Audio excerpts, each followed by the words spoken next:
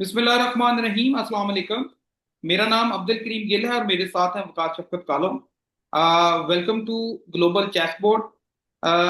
Ongoing जो international mediation between Iran and Israel, उसमें पाकिस्तान और अमेरिका का बहुत एक अहम कलीदी रोल रहा, एंड अदर स्टेक जो होल्डर हैं उनका भी एक अपना रोल रहा। आज के जो व्लॉग में हम चीजें जो डिस्कस करेंगे, उसमें सबसे बड़ा जो एक क्वेश्चन है वो ये है कि इस्लामाबाद अकॉर्ड या इस्लामाबाद जो टॉक है, उसकी फाइनल जो एग्रीमेंट या फाइनल जो सेरेमनी थी वो स्विट्जरलैंड में ही क्यों की गई। सेकंड जो क्वेश्चन है, वो ये है कि ईरानियन प्रेसिडेंट का वन डे जो विजिट है, स्टेट विजिट इन पाकिस्तान, उसका इम्पैक्ट क्या होगा, उसका जो स्ट्रेटजिकली, इकोनॉमिकली, बायलेटरली हमें क्या बेनिफिट्स होंगे। थर्ड जो यूएई, पहले तो उसके हिडन जो एक मीटिंग थी, ये हिडन तौर पे एक उनका डिफेंस पैक्ट था with India, but now UAE ने शो किया है कि वो विलिंग है to buy BrahMos missile and defence system Akash. Uh, इसके बाद हम जो आखिर में बात करेंगे कि 60 डेज जो सीज फायर है, इन 60 days cease fire after 110 days जो वॉर के बाद, इसका कितना बेनिफिट होगा ईरान को, या सबसे ज्यादा बेनिफिट होगा अमेरिका को। तो ये था हमारे आज के जो क्वेश्चन जो हमने, जिन पे वन बाय वन डिस्कस कर रहे हैं। First of all, because I have the question, Islamabad accord या इस्लामाबाद ने मीडिएशन रोल प्ले किया, कलीदी रोल सबसे ज्यादा, तो बायलेटरली इनके दरमियान नेगोशिएशन में, और ये जो एक जंग था और इसका एक समा इतना बनता गया कि इसके जो कॉन्सिक्वेंसेस थे बियॉन्ड द बॉर्डर के थ्रेट थे। लेकिन फाइनल जो हमारी जो डील है, फाइनल जो आखिरी सेरेमनी है, वो स्विट्जरलैंड में ही क्यों हुई। देखें अब्दुल करीम भाई, ये तकरीबन पिछले कोई एक माह से ना, पिछले एक मंथ से जो ग्लोबली जो फोर्सेस पाकिस्तान को लाइक नहीं करती, जो मतलब एंटी लाइकिंग फोर्सेस हैं पाकिस्तान की, वो कुछ अरसे थे ये एक प्लॉट क्रिएट कर रहे थे पाकिस्तान एंड ईरान के दरमियान, और अमेरिका को ये बावर कराने में कामयाब हो रहे थे कि पाकिस्तान एक यूनिफॉर्म साइड ले रहा है ईरान की इस पूरे मुज़ाकराती अमल में। तो पाकिस्तान ने इसको, इसकी न्यूट्रलिटी को इम्पोर्टेंट रखने के लिए एक तरह का एक न्यूट्रल वेन्यू, जो मेरा ख्याल में इससे पहले थे न्यूट्रल वेन्यू की जो टर्म है वो स्पोर्ट्स में आपने देखी होगी, तो पहली बार मुज़ाकराती अमल में एक न्यूट्रल वेन्यू की जो टर्म है वो पाकिस्तान लेके आया, और इसको एक न्यूट्रल वेन्यू पे जो सबको एक्सेप्टेबल था। और जैसे कि आप जानते हैं, और जेनीवा और स्विट्जरलैंड, मतलब जिनीवा चूंकि सिटी है उसका, लेकिन इस दफा चूंकि जिनीवा को चूज नहीं किया गया, एक अदर शहर को चूज किया गया। तो ये एक रिच हिस्ट्री रखता है, एक लेगेसी है उसकी मुज़ाकराती अमल के दरमियान, और जो दुनिया के जो डिस्प्यूटेड एग्रीमेंट्स हैं, ठीक है, जो जितने डिस्प्यूट्स क्रिएट हुए थे हिस्ट पास्ट में, तो उनकी बायलैटरल एक जितने भी agreement एग्रीमेंट है। हुए हैं, बायलैटरल जो जी, पैक्ट हुए हैं। Exactly, this is the right word. तो उसके दरमियान एक तरह का जो मुज़ाकराती अमल को जो यूनिफॉर्म हार्मनी देने के लिए पाकिस्तान ने जो उस वेन्यू का, मेरा ये मेरा ख्याल है। असल में पता है क्या, तो अगर आप हिस्टोरिकल देखा जाए, शायद ही कोई ऐसा पैक्ट, कोई ऐसी वॉर के एग्रीमेंट को, बायलैटरल एग्रीमेंट को म्यूचुअल कंसेंसस कहीं भी क्रिएट हुए हो, उस पे आपने इत्तेफाक किया हो मुत्फिक तौर पे, तो वो उसका हमेशा जो वैल्यू रहा है वो, या स्विट्जरलैंड रहा, स्विस, ठीक है, जेनीवा कन्वेंशन, तो वो एक एक बयाना है, उसको एक आप अच्छी एक हिस्टोरिकली भी उस पर इम्पैक्ट है। एंड सेकंड जो मुझे लगता है, क्योंकि ये जब पाकिस्तान के अंदर भी चल रहा था, तो वो बहुत बड़ा एक रीजनल सिक्योरिटी थ्रेट्स भी थे। देखें, इसराइल, यस, आल दो नेतन्याहू वाज एग्री समहो ट्रम्प के कहने पे, बट द फोर्सेस बिहाइंड जो नेतन्याहू के हैं, जो वो रेडिकल एलिमेंट्स हैं, जो नहीं चाहते कि अमन हो, जो नहीं चाहते कि ये पैक्ट साइन हो, तो वो उसको यूटिलाइज करेंगे। जी जी। अच्छा, इसमें ना एक चीज मैं ऐड करता चलूं। अभी इंटरनेशनल मीडिया और हमारा जो पाकिस्तानी मीडिया है, वो तकरीबन पिछले 7-8 घंटे से एक प्लॉट क्रिएट कर रहा है, मतलब। और वो बता रहा है कि ये प्लॉट जो है, ये इसराइल ने अपने मोसाद के जरिए जो फील्ड मार्शल के अगेंस्ट क्रिएट किया था। और चूंकि मैं ये सारे सिचुएशन को देख रहा था जब वो ऑन गोइंग सेरेमनी जारी थी स्विट्जरलैंड में, तो बॉडी लैंग्वेज थोड़ी सी ना शेकी थी फील्ड मार्शल साहब की। तो मैं सोच रहा था मे बी ये प्रेशर है इस पूरे मुज़ाकराती अमल का। तो थैंक्स गॉड कि वो उस प्रेशर पे तो इतना परेशान नहीं थे। लेकिन जब उनको ये बताया गया कि मोसाद चूंकि एक प्लॉट क्रिएट कर रहा था उनकी असैसिनेशन के अगेंस्ट, तो ये रिपोर्ट किया है पेपे एस्कोबार हैं, ब्राजीलियन इन्वेस्टिगेशन जर्नलिस्ट हैं। तो वो इंटरनेशनल मीडिया में इसको प्रोपेगेट कर रहे हैं अब देखिए ना, तकरीबन पिछले अगर 6-7 ये एक ऐसा फैक्टर था कि अगर ये इंसिडेंट अल्लाह ना करे हो जाता, तो वो जो मुज़ाकरात, जो एक होप फॉर पीस, उसके बियॉन्ड, क्वाइट अपोजिट, एक नया पंडोरा बॉक्स खुल जाता। इफ यू रिमेंबर दैट बिल्कुल है। वर्ल्ड वार वन जो थी, उसके पीछे भी इसी तरह का ही एक इंसिडेंट था जिसने पूरे यूरोप को लपेट लिया। तो ये चीजें तो हैं। तो पाकिस्तान ने अच्छा किया कि उसको स्विट्जरलैंड में वो रखा, उसका वेन्यू। और उसमें डेफिनेटली फिर स्विस, यूरोपीय यूनियन, स्कैंडिनेवियन, अमेरिकन और सब की जिम्मेदारी थी, प्लस वो सारे नेटो के मेंबर्स हैं।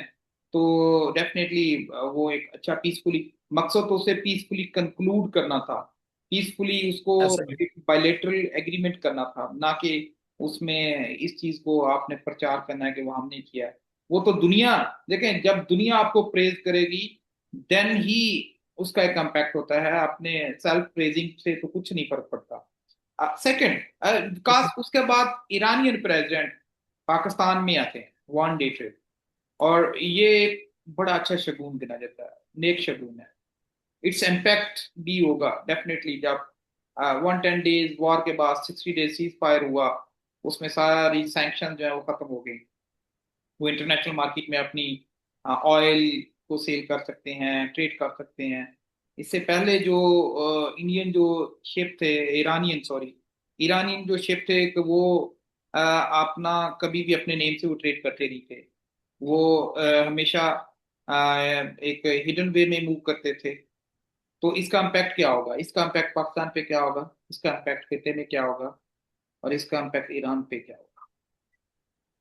देखिए, पाकिस्तान को एक तो जो एनर्जी कॉरिडोर मिलेगा, यस, चीपेस्ट एनर्जी कॉरिडोर, जो बिल्कुल। कि इंडिया की जो हमारे साथ एक ऑन गोइंग वार सिचुएशन है और टेंस सिचुएशन के बाद इंडिया तकरीबन पिछले 10 साल से उस एग्रीमेंट से निकल चुका था हम्म यूनिफॉर्मली, हम्म जो कि उसका अपना जाती फैसला था। मेरा नहीं ख्याल कि इतने खिते में कोई सिक्योरिटी थ्रेट अलर्ट से, और मतलब मुझे मुझे लग रहा है। तो एक तो पाकिस्तान को वो वाली आईपीआई की बात कर सिचुएशन। रहे हैं आप, आईपीआई की बात कर रहे यस हैं। Yes yes.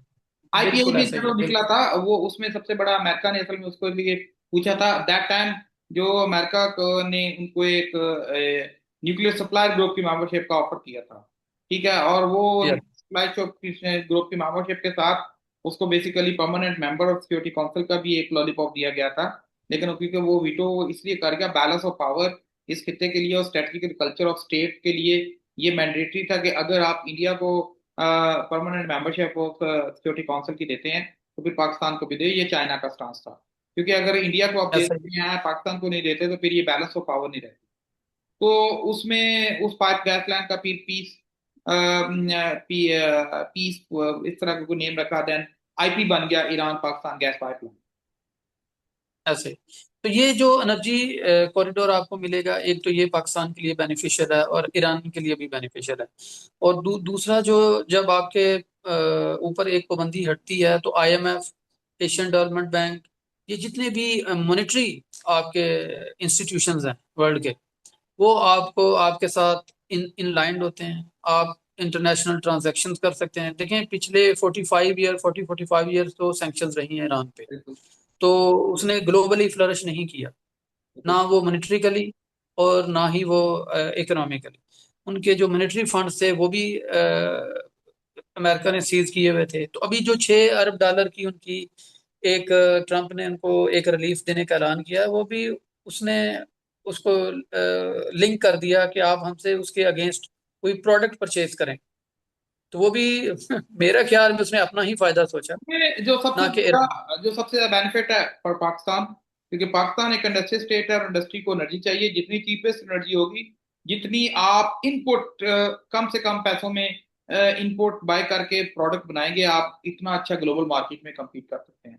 पाकिस्तान बिल्कुल। Is the only one country जो हाईएस्ट रेट पे एनर्जी बाय बाय करता है, देन इंडस्ट्री में यूटिलाइज करता है। इस वजह से हमारा जो ट्रेड डेफिसिट है वो क्रिएट होता है।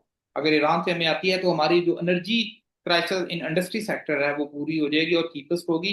उससे हम ग्लोबल मार्केट में compete कर सकते हैं। जस्ट फॉर इंस्टेंस, अगर एक पेंसिल एक पेन दुनिया में ₹5 की या $5 की बिक रही है, तो हम $6 में नहीं बेच सकते, हमसे कोई लेगा नहीं। तो सेकंड जो होगा इम्पैक्ट, आप बायलैटरल ट्रेड करेंगे, आप एक दूसरे का जो ट्रेड का खसारे का जो हुजम है उसको कम करेंगे। थर्ड जो बात है उसमें ये है कि आप इन चीजों को देख लेंगे कि आपके दोनों जो कंट्रीज के दरमियान जो मिलिटेंसी है, इन्फिल्ट्रेशन ऑफ मिलिटेंसी है, रेडिकल ग्रुप है, रेडिकल जो ग्रुप आपके कंट्रीज के दरमियान मसाइल क्रिएट कर रहे हैं, उनके मसाइल को हल करेंगे। ठीक है, उससे आपकी जो यस। स्मगलिंग है वो कंट्रोल होगी। तो ये तो सबसे बड़ा बेनिफिट है पाकिस्तान को भी एंड ईरान। और जब आपका यस। नेवी के साथ ट्रेड होगी तो आपके ट्रेड के एक्सपेंस, फ्रेट चार्जेस वो भी कम हो गए। ऑलरेडी आपके साथ ट्रेन एक थ्रू ट्रेन आप कनेक्टेड है। ठीक है, उसका वो जो ताफ्तान वाला जो है कॉरिडोर आईपी बन जाता है, tin Multan, it only cost $5 billion. और वो एक हल्की सी इन्वेस्टमेंट है। फिर आप ये है कि आप फाइनेंस के लिए, पैसों के लिए दुनिया के अदर कंट्रीज पे इक्तफा नहीं करेंगे। आप कोशिश करेंगे फिर वो अपनी ट्रेड डेफिसिट से इस तरह के जो आपका खसारा है, इकोनॉमिकल खसारा, उसको कंप्लीट कर दें। And then move to the next question Vikas, वो ये है, यस। आपने देखा होगा कि यूएई ने ऑलवेज हमेशा, क्योंकि जो इंडियन जो थिंक टैंक है, Indian lobby is very strongest lobby in UAE. और यूएई ने स्पेशली ईरान वॉर के बाद, क्योंकि यूएई को जो अमेरिकन सिक्योरिटीज के नाम पे जो billions of dollar annually charge करती थी, वो तो फेल हो गई। क्या वो थार्ड हो, क्या वो कोई भी मोबाइल सिस्टम हो, जब वो आप एक क्रू में भेजते हैं, या number of hundred of missile, hundred of missile and hundred of, जब आप ड्रोन्स अटैक करते हैं तो उसको कंट्रोल नहीं करते। यूएई ने इंटरेस्ट शो किया है ब्राह्मोस बाय करने के लिए, और आकाश एयर डिफेंस सिस्टम जो है उनका। तो आपको क्या लगता है किसके लिए वो बाय कर रहा है, पाकिस्तान या स्ट्रेटेजिकल कल्चर ऑफ स्टेट अपने रीजनल स्टेबिलिटी के लिए? देखिए देखिए, मुझे लगता है कि इट्स ऑल इन वेन। ये जो यूएई की ये सारी एफर्ट है, ये वो कॉर्नर्ड हो गया इस खित्ते में, गल्फ में। और देखें, मैं परचेज करूंगा वो चीज जो कि ग्लोबली टेस्टेड होगी, बिल्कुल। वेरीफाइड होगी, ट्रस्ट के काबिल होगी। मुझे बताएं आप, आकाश और SU-400 के साथ जो पाकिस्तान ने किया है, कौन उसको खरीदेगा? देखें, SU-400 तो मान लिया कि S-400 हो रशिया का गया, बहुत ज्यादा। आकाश हो गया, ईरान वॉर में थार्ड, ठीक है, यस। ईरान वॉर में आयरन डॉम, ये सारे डिफेंस सिस्टम फेल हो।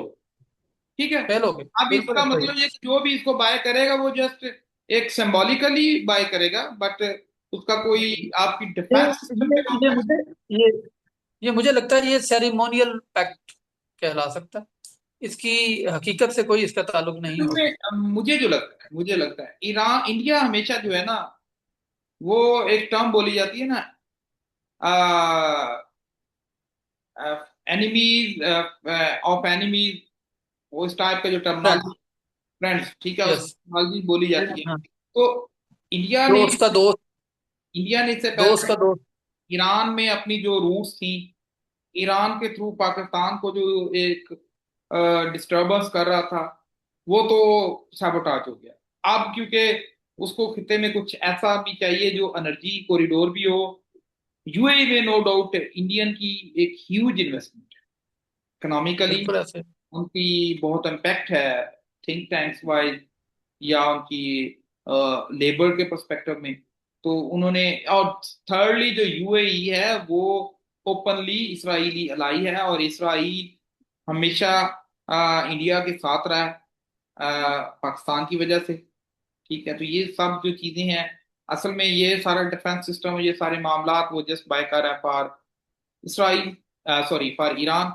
बट उसका फायदा कोई नहीं है, क्योंकि जब वो बड़े बड़े डिफेंस सिस्टम फेल हो चुके हैं, तो फिर ये बिल्कुल। अमाज क्या और ये क्या बराबर। And last question, 60 days cease fire, 60 days cease fire after 110 days war के बाद, इसका इम्पैक्ट 60 दिन में ईरान कितनी तजारत कर लेगा, क्या कर लेगा, या ईरान डॉक्यूमेंटेड वर्किंग में ही लगा रहेगा, क्या बेनिफिट होगा आप ही। देखिए, ये दोनों कंट्रीज के लिए एक टेस्ट केस है ये 60 डेज। ये स्टेमिना, प्रेशर और बर्दाश्त, ये सारी चीजें टेस्ट होंगी दोनों कंट्रीज की। हम्म, और दोनों कंट्रीज को जो इंटरनेशनल ऑब्जर्वर्स हैं वो देखेंगे, पाकिस्तान देखेगा जो कि मीडिएटर है, कतर देखेगा, इवन बादल नख्वास्ता अमेरिका भी देखेगा। तो मेरा ख्याल है कि जब तक ये यूएन में ये बकायदा ये लेजिस्लेट नहीं होता, ये ये जो पैक्ट है, ये जो पाकिस्तान ने ईरान और इसराइल का करवाया अभी, हम्म, तो ये जब तक मतलब इस पे एक बहस नहीं होगी यूएन काउंसिल में, ये प्रॉपर एक लेजिस्लेशन के बाद बकायदा इसने ये 60 डेज के बाद एक लॉ बन जाएगा, तो उस वक्त तक कुछ कहना मुझे लगता है कबल अज वक्त है।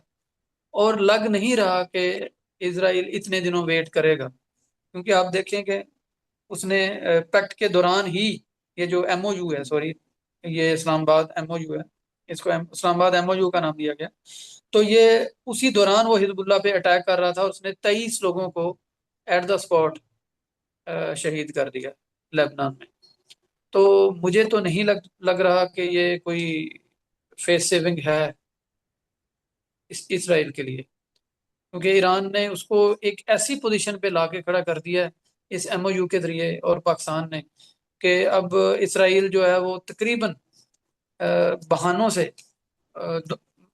लेबनान पे और ईरान पे अटैक करने का जी वो प्लान कर रहा है। देखें, जो रेडिकल फैक्टर्स हैं, द जो एजेंट्स हैं बिहाइंड द इसराइल लॉबी, और जो रियल जायनिस्ट मूवमेंट है, या वो जो थिंकिंग है, वो तो कभी नहीं खत्म होगी, वो कभी भी अमन के तो ख्वाह ही नहीं है।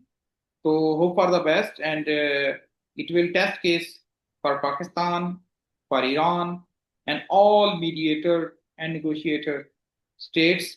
So hope for the best, and always pray to Allah Almighty that कि हमें इन जो मामला से जो नुकसान आता है, humanitarian loss and infrastructure loss, वो बहुत बड़ा इम्पैक्ट है, क्योंकि इन्फ्लेशन और पॉवर्टी जो है वो इंक्रीज करती है, and other factor as well.